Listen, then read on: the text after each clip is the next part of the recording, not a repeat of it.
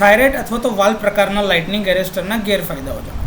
તો આમ તો ઘણા બધા ગેરફાયદાઓ છે, પરંતુ એમાંથી થોડાક આપણે ડિસ્કસ કરી રહ્યા છીએ. તો કે વારંવારના સર્જ ડિસ્ચાર્જ થવાના કારણે થાઇરોઇડ મટીરિયલ સમય જતાં બગડે છે, એની ક્વોલિટી ખરાબ થાય છે, જેના કારણે તેની અસરકારકતા ઓછી થાય છે. સર્જના સ્ટીપ વેવ ફ્રન્ટની સામે એ રક્ષણ આપી શકતું નથી. એઓ ભેજના વધારે પ્રવેશના કારણે એ સંવેદનશીલતા ધરાવે છે થોડી, જેના કારણે એની કામગીરી અને ઇન્સ્યુલેશનના ગુણધર્મોને બગાડી શકે છે. થાઇરોઇડ એરેસ્ટર મોટા અને ભારે હોય છે, જેના કારણે ઇન્સ્ટોલેશન અને હેન્ડલિંગ વધુ મુશ્કેલ બને છે. આધુનિક એરેસ્ટર્સની તુલનામાં તેમની પાસે ઉચ્ચ ઉર્જા સર્જને શોષવાની અને ડિસિપેટ કરવાની મર્યાદિત ક્ષમતા છે. તેઓ સર્જ દરમિયાન ઉચ્ચ રેસિડ્યુઅલ વોલ્ટેજને પસાર થવા દે છે, જે કનેક્ટેડ સાધનો પર સ્ટ્રેસ વધારી શકે છે.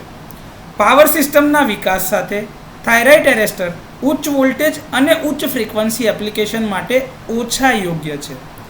આધુનિક એમઓવી એટલે કે મેટલ ઓક્સાઇડ વેરિસ્ટર્સની સામે અથવા તો તુલનામાં વાલ્વ પ્રકારના એરેસ્ટર મોમેન્ટરી સર્જ સામે ધીમો રિસ્પોન્સ આપે છે. તો થાઇરોઇડ અથવા તો વાલ્વ પ્રકારના લાઇટનિંગ એરેસ્ટરના આ થોડા ગેરફાયદા છે.